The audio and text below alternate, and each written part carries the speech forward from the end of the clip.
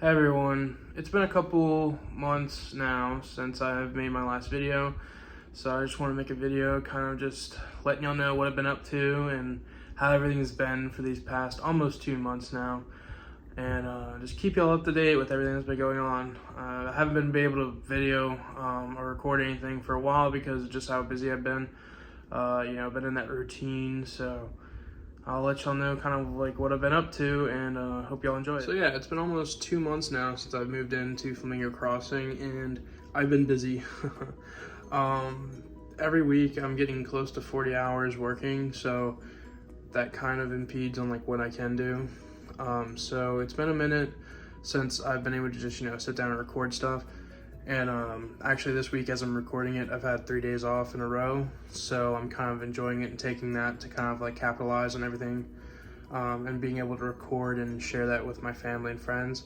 So that's kind of like what I've been doing these past 3 days that I'm off. So just kind of give you like a little breakdown of what this video is going to be. Just basically everything I've done, like how work's going. I went to the MOANA preview as a cast member. One of the perks of being able to work here is you get to view things early. So I'll show y'all kind of like what I did and how the MOANA preview was. And then recently I just bought my annual pass to Universal. So I'll give y'all a little rundown of like everything I've done and how I like it and like how I enjoyed it. So one of the perks of being a cast member is that you do get to preview things early, especially attractions. And I had the opportunity to experience the MOANA adventure at Epcot, and it was really cool. It's called Moana's Way of Water, I believe, and it was pretty cool. I don't think it's groundbreaking. I don't think you need to hurry over to Disney and experience it, but if you find yourself going to the parks, make sure to definitely stop by if it's a hot day or something.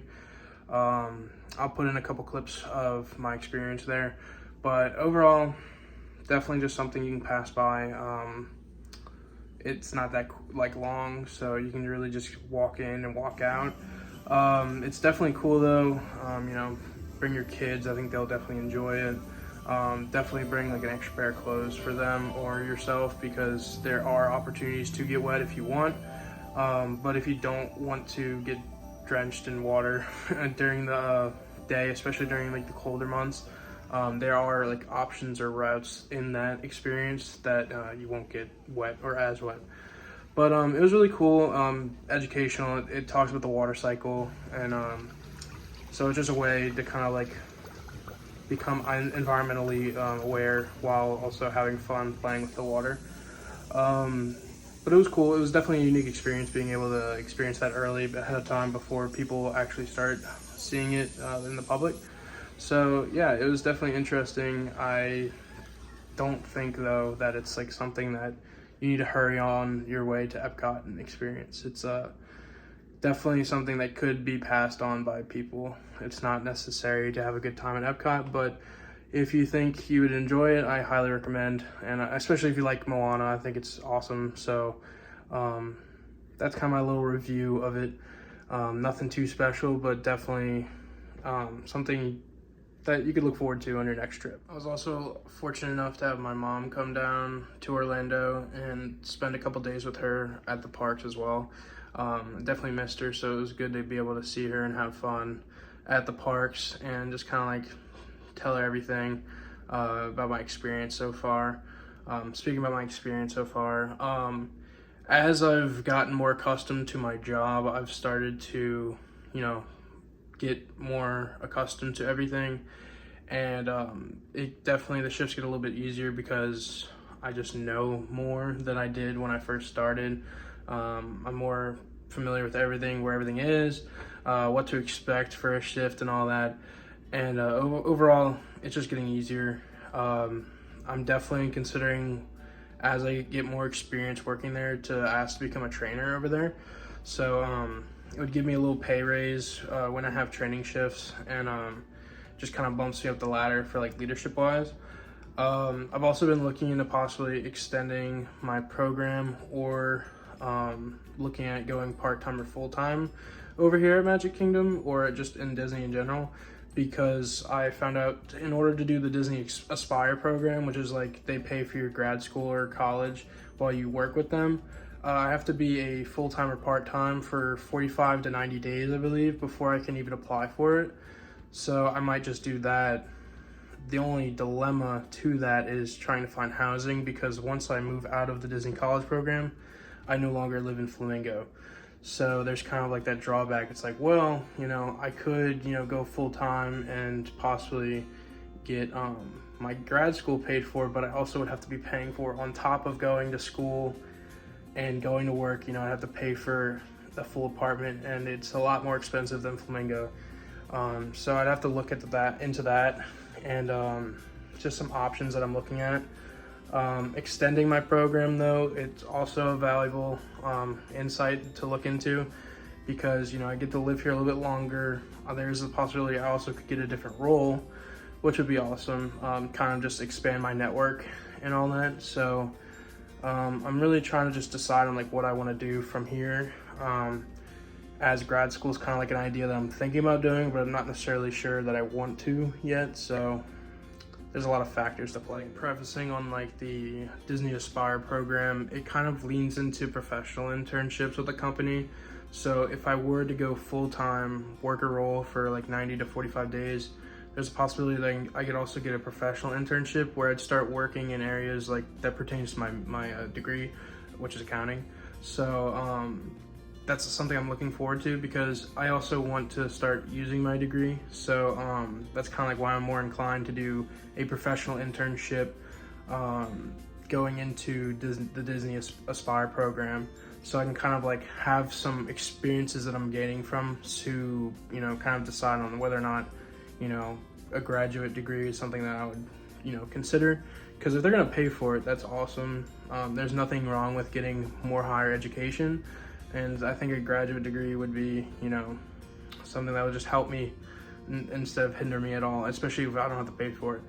So that's something I'm definitely thinking about. I've been actually talking to one of the leaders on our team at Cosmic Rays, because he's actually interning as an accountant with Cosmic Rays. So I'm kind of like getting his insights as well and networking with him, and, you know, possibly that could end up getting me a job later on. You know, just one of the things I've really learned my past like 2 months working here is that connections are everything.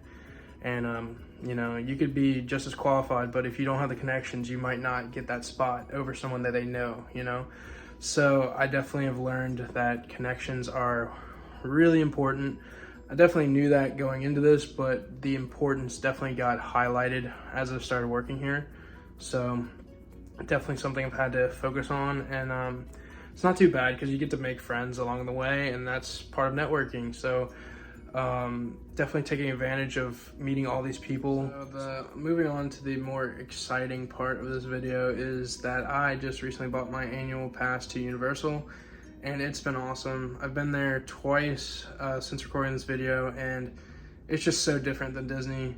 And you know, being here for 2 months and going to the parks, it's kind of nice to get a different like pacing, basically. And I got the preferred pass at Universal. It's a 2-park pass, so I can go between Island Adventure and Universal Orlando Studios, Florida. So it's definitely beneficial because I can just park hop whenever I want. So the first day I focused on the Wizarding World of Harry Potter, and it was awesome. As some of y'all may know, right now I'm actually rereading the Harry Potter books. I'm on the Order of Phoenix right now. And so definitely like full-fledged like in that universe right now, just reading it.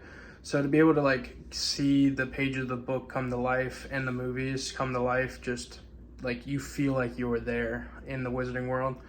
It's really cool. I got to get butterbeer, which I hadn't had since like I was like 11, and it tastes just like how I remembered it, and I mean, it's awesome. I love it.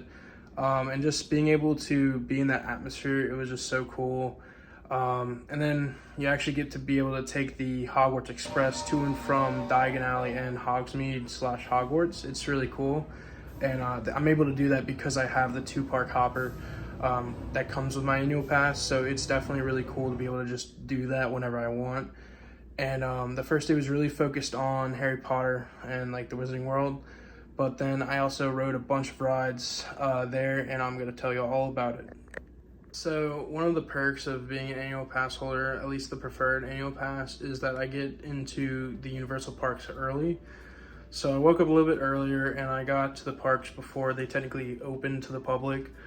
And the first ride I actually got to ride was the Velocicoaster, which, as someone who hasn't really like rode like high intensity roller coasters, this was a very big step, and it was probably the most thrilling ride I've ever been on. And it being like my third or fourth roller coaster that I've actually like been on.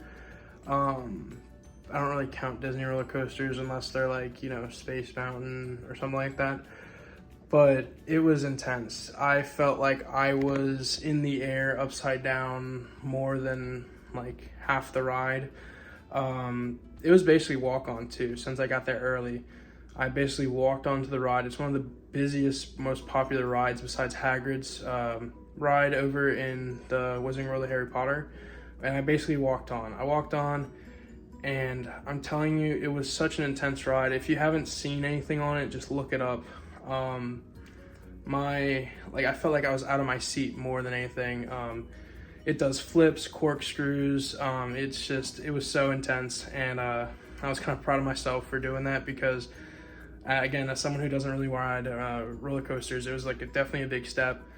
And I think it kind of got me hooked on the thrill aspect of rides, because right after that I got on the Hulk ride, which at Universal, it's one of the more popular ones. It's a little bit older now, but it's still awesome, still a great experience. I definitely recommend that to anybody who goes to Universal.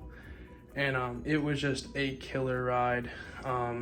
It was just exhilarating, and definitely a good start to the day. One of the things I definitely knew I wanted to do when I got to the Wizarding World of Harry Potter was actually buy a wand, because I figured, you know, there's so many interactive things you can do with that in like the Wizarding World of Harry Potter, like that area. And I decided to do it. I went there and I experienced like the Ollivander like show. They randomly picked somebody, wasn't me, to like do like the testing like you see in the first Harry Potter movie when Harry gets his wand. And it was a really cool experience just to kind of like see that. And I can kind of compare it to like Savi's workshop at like Galaxy's Edge and Hollywood Studios. And then after that, you're ushered into like a store where you can like purchase your own wand, or something else like a character's wand like Harry or Hermione or Ron's. So I did that, and I actually bought a wand. It's English oak and a phoenix core. No real reason. I read the inscription on it and I was like, that sounds kind of like me, because inside each box with the wand they have like a description of like what type of person would have this in like the Harry Potter world. So I kind of did that. I bought it. I also get a discount on merchandise with my annual pass, so I figured, you know, why not? And I bought it, and it was really fun. It was you know, being able to carry that around and use it throughout the parks, it really brings like kind of like the magic to life. And it was fun just to kind of like have that and feel like you're actually a part of like the Wizarding World. After that, I took the Hogwarts Express to Diagon Alley, which is at the other park, and you know, just kind of immersed myself more in that, and it was just super cool and thrilling to be there. Tried butterbeer again, as I said, and it was awesome. No complaints. I mean, any way you try it, it's awesome. I also was able to have a day out with my roommates. We went to Hollywood Studios, Epcot, and Animal Kingdom.